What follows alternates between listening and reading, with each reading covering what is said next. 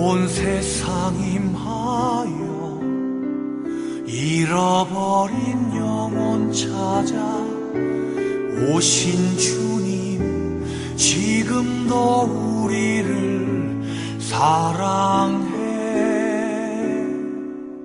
2000년 전 하늘 보좌 버리고 이 땅에 오신 주, 하나님 어린 양 되사 생명 주며 이를 증거하라 하시네.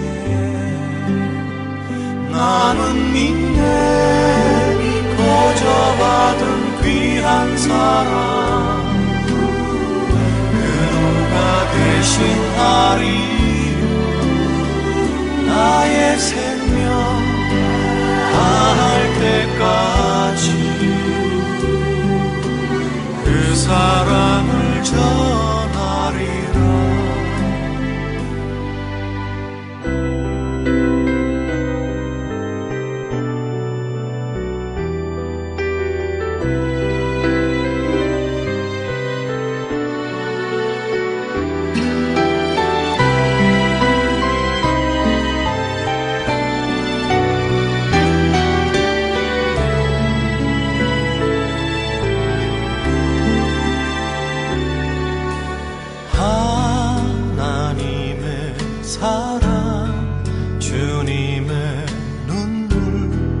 온 세상 임하여 잃어버린 영혼 찾아 오신 주님, 지금도 우리를 사랑해.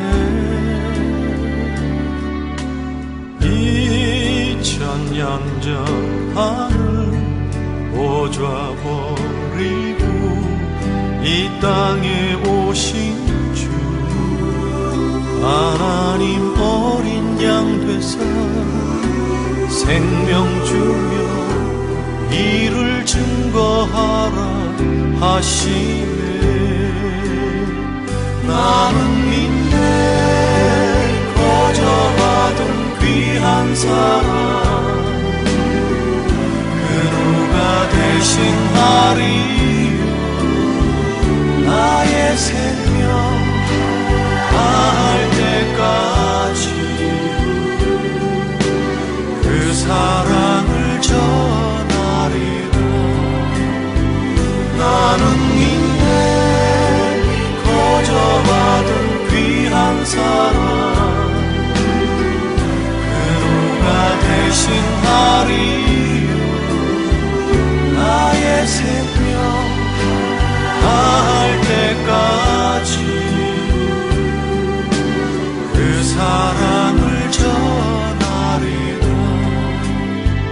나의 생명 다할 때까지 그 사랑을 전하리라.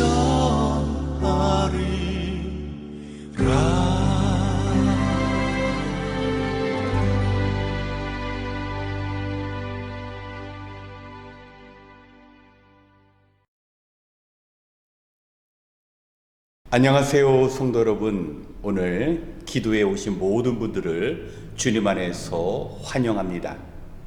이 시간 말씀을 들을 때 깨달음의 은혜와 말씀을 믿음으로 붙잡고 기도할 때 응답의 축복이 있으시길 주님의 이름으로 축원합니다. 오늘 함께 하실 말씀은 시편 37편 9절로 11절의 말씀입니다. 우리가 그 의미를 생각하면서 함께 봉독하겠습니다. 진실로 악한 자들은 뿌리채 뽑히고 말 것이다. 그러나 주님을 기다리는 사람들은 반드시 땅을 물려받을 것이다. 조금만 더 참아라. 악인은 멸망하고야 만다. 아무리 그 있던 자취를 찾아보아도 그는 이미 없을 것이다. 겸손한 사람들이 오히려 땅을 차지할 것이며 그들이 크게 기뻐하면서 평화를 누릴 것이다. 아멘. 오늘 함께 읽은 본문은 다윗이 인생 말년에 지은 시로 알려져 있습니다. 다윗은 의인이 고난을 당하고 있는 중 악인의 형통함과 성공을 보더라도 결코 그들을 부러워하지 말고 오직 하나님만 의지하라고 이야기합니다. 더불어 9절과 11절을 보면 하나님을 기다리는 자와 겸손한 자는 땅을 차지할 것이라고 이야기합니다. 성도 여러분, 이런 다윗의 의견에 동의하실 수 있습니까? 현대인들은 자고로 인생이라는 것이 사람들과 사람들 사이에 충돌하며 무한 경쟁의 사회 속에서 살아가는 것이라고 생각합니다. 그렇기 때문에 남보다 더 큰 야망을 가지고 최대한으로 노력을 하는 자가 땅을 차지할 수 있다고 생각합니다. 반대로 앉아서 하나님만 기다리고 겸손한 마음으로 살아가다가는 가지고 있는 땅마저 빼앗길 것이라고 염려하게 됩니다. 왜 이런 생각의 차이가 발생하였을까요? 다윗은 눈에 보이는 세상뿐만 아니라 보이지 않는 영역에서 세상을 주관하시고 다스리시는 하나님을 보았기 때문입니다. 더불어 마태복음 5장 5절을 보면 온유한 사람이 복이 있다. 그들이 땅을 차지할 것이다. 예수님께서 산상수훈을 통하여 온유한 자가 땅을 차지할 것이라고 말씀하셨는데 다윗의 생각과 일치합니다. 자, 이제 본문 속에 들어가서 진정으로 하나님을 기다리고 온유한 자, 겸손한 자가 땅을 차지할 수 있는지 함께 확인해 보도록 하겠습니다. 우리가 가지고 있는 세번역 성경에서는 겸손한 사람들이 땅을 차지할 것이라고 이야기하지만 예전의 개역 성경에서는 온유한 자는 땅을 차지할 것이라고 이야기합니다. 온유함과 겸손함, 왜 이런 차이가 발생하였을까요? 우리가 가지고 있는 세번역 성경은 히브리어 원문을 그대로 번역했습니다. 히브리어 원문을 보면 아님이라는 단어가 등장하는데 이 아님이라는 단어는 아니, 절하다라는 동사에서 파생되었습니다. 그렇기 때문에 우리가 알고 있는 겸손과 온유의 히브리적 개념은 그 착한 성품이나 마음을 의미하는 것이 아니라 엎드려 절하는 그 상대방과의 관계 속에서 이해되어야 하는 단어인 것입니다. 그 좋은 예가 바로 모세의 경우입니다. 민수기 12장 3절을 보면 모세로 말하자면 땅 위에 사는 모든 사람 가운데 가장 겸손한 사람이다. 성경은 모세를 겸손한 사람이라고 이야기합니다. 그런데 이 모세의 겸손함을 착한 성품의 차원에서 이해가 될 때는 성경의 말씀과 모순이 생깁니다.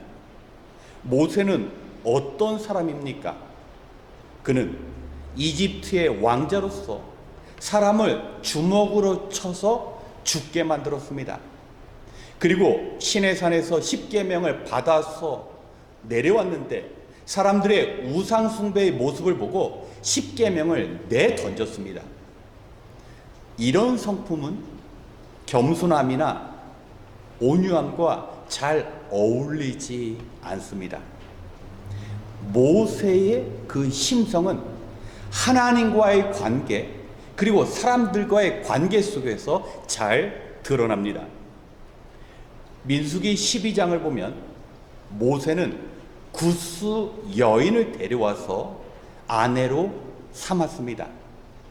당시 구스는 오늘날 아프리카 지역에 해당하므로 그곳에는 흑인들이 살았고 모세는 흑인을 자신의 아내로 삼은 것입니다.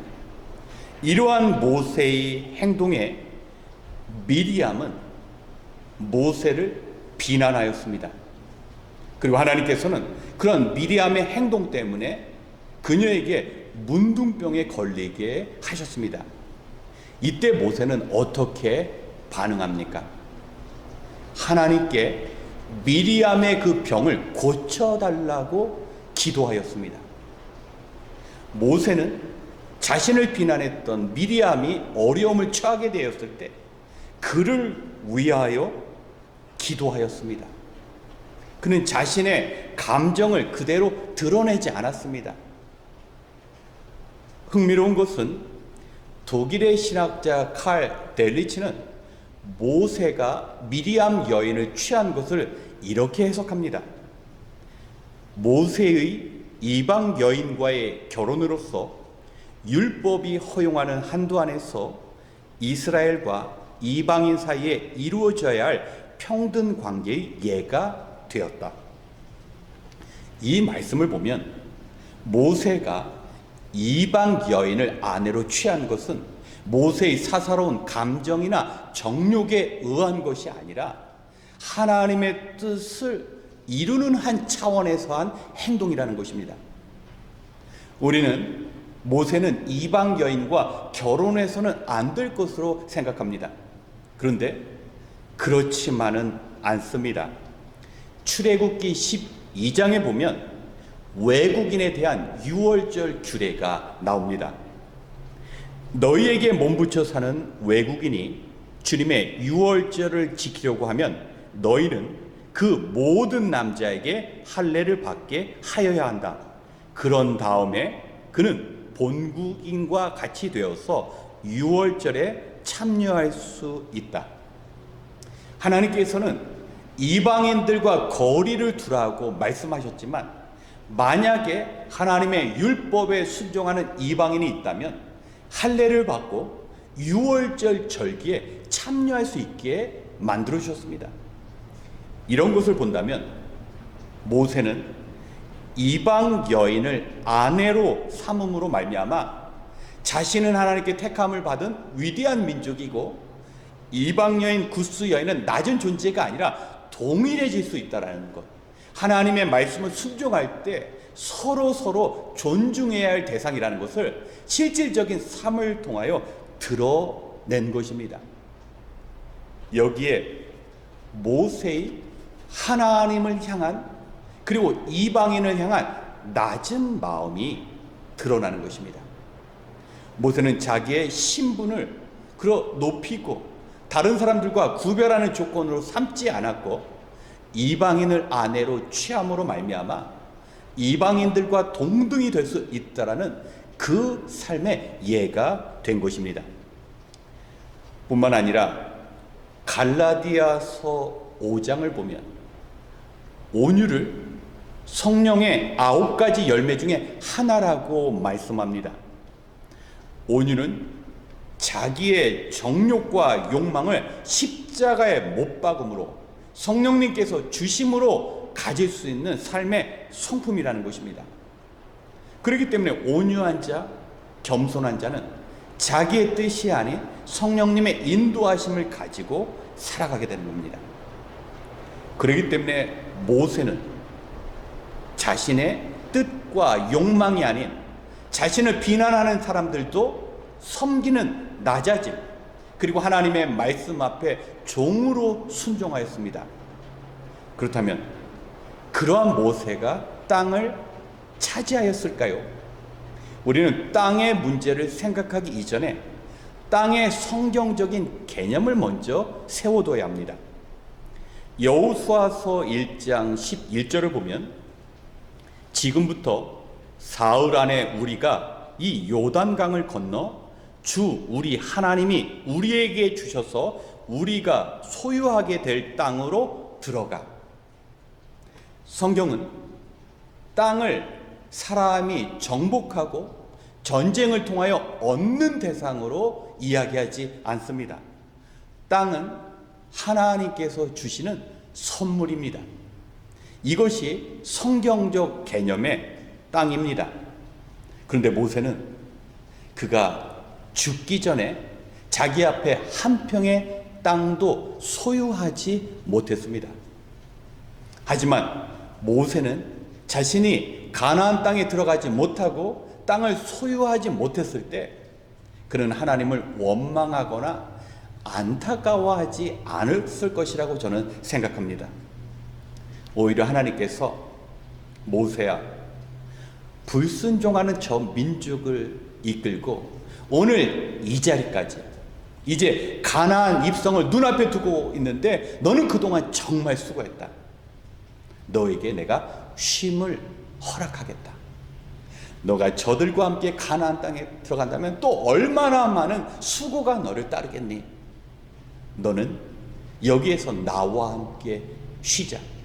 아마 그러한 하나님의 마음을 읽었을 것이라고 생각해 봅니다. 모세는 가짜 가나안보다 진짜 가나안을 사랑했습니다. 눈에 보이는 가나안 땅보다 더 완벽하고 행복한 삶을 누릴 수 있는 하나님께서 계신 그 땅, 그 진짜 가나안 땅을 사모하였기 때문에 어떠한 원망과 불평이 없었던 것입니다. 그는 평생을 겸손한 삶, 낮아진 삶, 하나님께서 결정하시면 자신이 원하는 그 장소라 할지라도, 약속의 땅이라 할지라도 하나님께서 들어가지 못하게 하신다면 그는 만족하고 기뻐했습니다. 그래서 그의 인생의 마지막이 겸손함으로, 온유함으로 마무리될 수 있었던 것입니다. 다윗은 이러한 맥락으로 세상을 바라본 것입니다. 악인들을 현재적인 관점으로 본다면 성공하였고 더 많은 땅을 차지한 이들도 있습니다. 하지만 그들은 반드시 멸망당합니다. 공의로운 하나님께서 악인을 심판하시기 때문입니다. 그러나 의인은 어떻습니까? 하나님만 바라보고 하나님만 의지하여서 납작 엎드린 종의 삶을 살아가는 자, 하나님뿐만 아니라 다른 사람들을 나보다 더 귀하게 여기는 그 삶을 하나님께서는 그냥 바라만 보시지 않는다라는 겁니다. 하나님께서는 그들에게 이 땅에서 땅을 허락해 주실 뿐만 아니라 저 영원한 안식의 땅, 진정한 행복이 있는 그 축복의 천국을 반드시 약속해 주시는 것입니다. 그렇기 때문에 오늘 말씀 속에서 우리가 살아가는 세상 속에서 참으로 모순되게 보이는 모습 우리가 볼 수 있습니다. 우리가 잘 이해가 되지 않는 모습 우리가 목격할 수 있습니다. 하지만 천하 만물을 창조하신 하나님께서 주관하고 계십니다.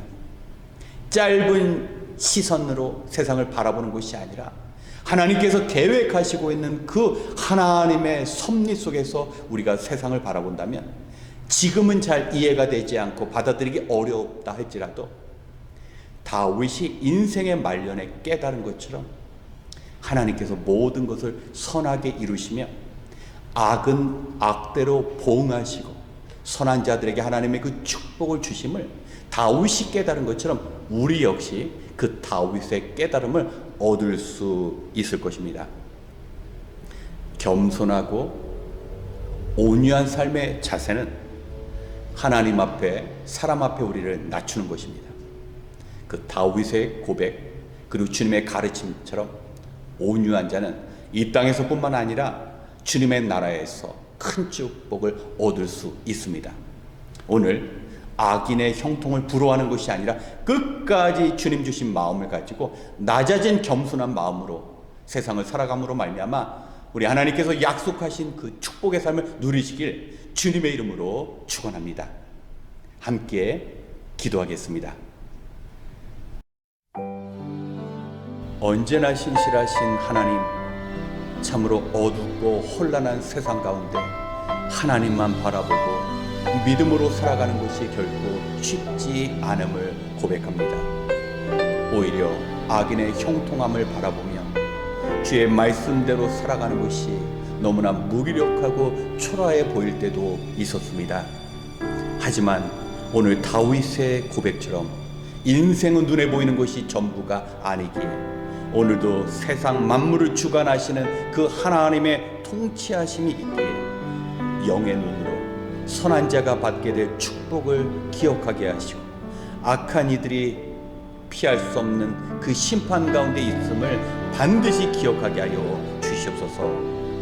당장 눈에 보이는 것 때문에 흔들리지 않고 오직 영원한 진리 되신 주님만 믿고 따라갈 수 있도록 주님 도와 주시옵소서. 오늘 다윗의 신앙 고백이 우리의 신앙 고백이 되어서 주님을 기다리며 겸손함으로 살아갈 때 하나님께서 이 땅에서 베풀어 주시는 축복뿐만 아니라 영원한 가나안을 소망하며 누리는 복된 인생 되게 하여 주시옵소서. 모든 것을 감사드리며 우리의 소망이 되시는 예수님의 이름으로 기도드렸습니다. 아멘. 먼저 우리의 신앙생활을 위하여 기도하겠습니다. 우리는 믿음만으로 살아가기에는 참으로 힘든 흑암의 시대를 맞이하였습니다. 조금만 긴장을 늦추게 되면 눈에 보이는 현실로 인하여 구원의 감격도 사라져버리고 악인의 형통함을 보며 믿음도 잃어버리는 그러한 세상 속에서 살아가게 됩니다. 신앙인들도 하나님의 도우심보다는 다른 사람을 속이고 억누르면서라도 땅을 차지하고 하지 않은 그런 유혹에 빠질 수 있습니다. 오늘 다윗의 고백처럼 눈에 보이는 것을 소유하지 못한 것으로 악인을 부러워하는 것이 아니라 세상을 통치하시는 하나님만 신뢰해야 합니다. 이 시간 주님 앞에 설 때까지 결코 후회가 없는 성도의 삶, 하나님만 바라보고 하나님께서 주시는 그 축복으로 살아갈 수 있는 삶을 허락해달라고 하나님께 기도하겠습니다.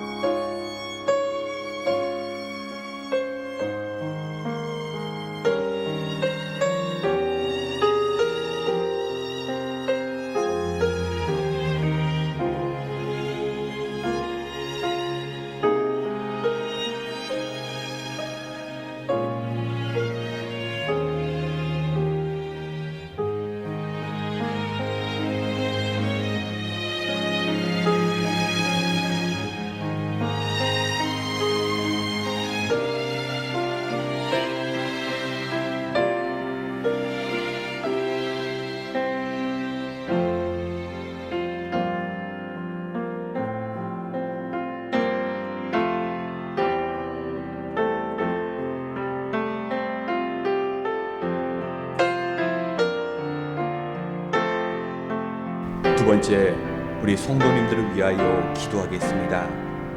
우리가 주님의 도우심을 간절히 필요로 하는 것처럼 우리의 도움이 필요로 하는 성도님들이 있습니다. 하나님께서는 우는 자들과 함께 울어주시며 병든 자들을 치료하시고 갇힌 자들에게 자유를 주시는 하나님이십니다. 주변을 둘러보면 많은 성도님들이 일하면서 또 여러 가지 질병으로 인하여 많이 지쳐 있음을 발견하게 됩니다. 우리에게 필요한 것은 주님을 향한 소망과 기대 가운데 하루를 시작하며 일상에서 도우시는 하나님을 체험하는 일입니다. 어디에서나 무슨 일을 하던 간에 하나님께 가까이 나가는 그 일 자체가 은혜이며 축복입니다. 이 시간 경제적으로 어려운 가운데 있는 성도님, 건강의 문제로 고통받는 성도님, 또 무엇을 해야 할지 고민하는 성도님들을 위하여 주님께서 기뻐하시는 길이 무엇인지 말씀 가운데 발견하고 그 문제를 해결받을 수 있도록 상황은 서로 다르지만 하늘로부터 부어주시는 하나님의 도우심만이 오직 답이기에 우리가 서로를 위하여 기도할 때 그 모든 문제가 해결될 줄 믿습니다.